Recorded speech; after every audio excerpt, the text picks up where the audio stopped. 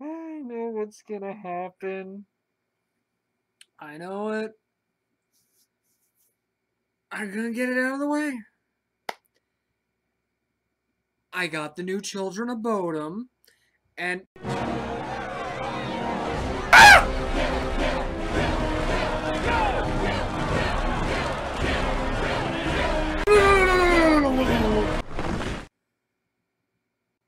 give me a minute. Then you can lynch me.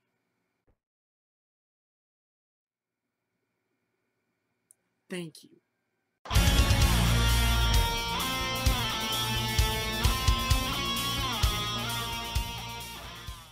Waste of Skin is actually a bit restrained, having a slower melodic performance that's scattered about some faster double bass kick areas.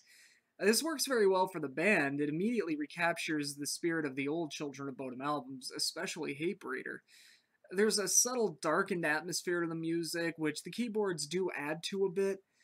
I just wish there was more of them in this song, and honestly, with how sudden they kick in, I feel like there's an introduction that we unfortunately just didn't get. The guitar solos here are they're a nice touch. They can add a slight progressive element due to the organ-like distortion that they use, all concluding with a sound bite and sound effects, and it's very akin to early Children of Bodom, especially around Follow the Reaper.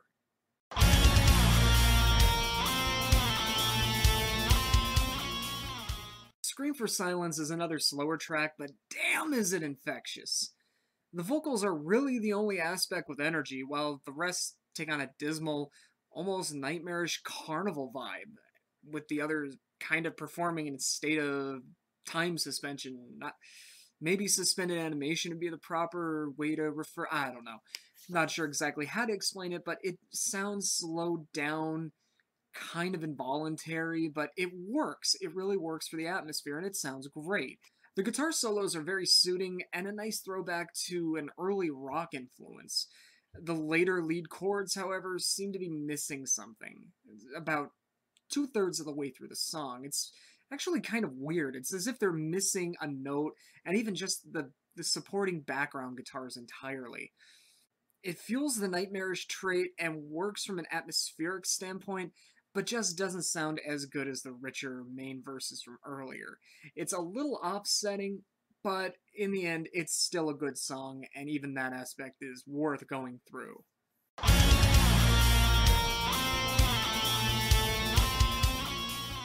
Transference is a great song, and it deserves to be a single off this album, but it almost seamlessly bleeds into the next track, Bodom Blue Moon, and this one really stands out too. This is the most energetic cut off the album. The two-stepping drums are met with a quicker speed and even a fun atmosphere. The chorus is really rich and heavily melodic compared to the rest of the song, which just has a subtle groove you'll find yourself bobbing your head along to instinctively. This is also a nice mixture of the modern Children of Bodom sound with their earlier material, but with a lighter, somewhat radio-friendly sound without losing any of its balls or letting their die-hard fan base down.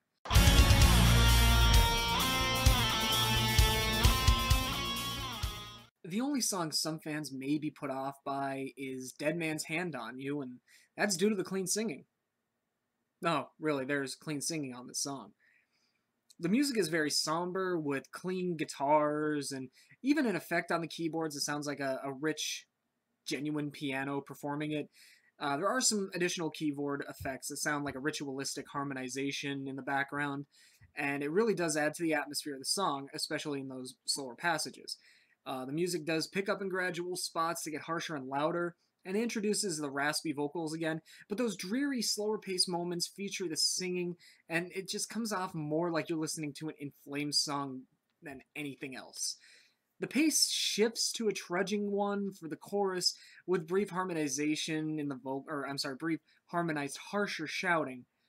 And it's an interesting song because of it, because of all this, and it actually could be considered Bodom's first legit ballad piece.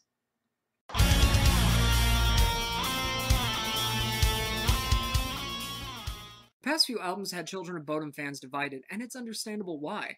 I'm a fan, I have all their albums here, and even I was divided on the past few albums. But with Halo of Blood, looking back, it all seems like a necessary shift for the group. It seems like it had to happen in order to progress the sound that they started with.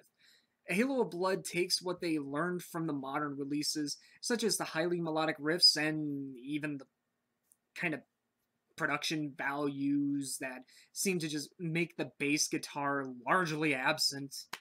All of that is here, and all the while reincorporating those darker atmospheres once more without going over the top with pissed off rage to where some material just makes no sense or sounds horrendous. This doesn't mean they're still not experimenting. This shows on Dead Man's Hand on You. Overall, Halo Blood is a fantastic return to what the band did best. And I may not have covered Transference or the song Halo Blood, but those are already streaming. You can find them on YouTube. I don't really need to talk about those. But it's an excellent return to the original sound, I think. And it's an album.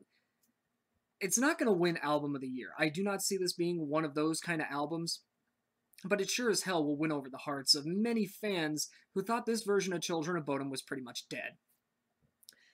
Overall, after sitting through this album a few times, I have yet to be bored with it. I am finding more to like each time through. I have to give it a 9 out of 10. Children of Bodom have returned with Halo of Blood, and all of us fans can rejoice that they have finally returned to their roots. Kind of.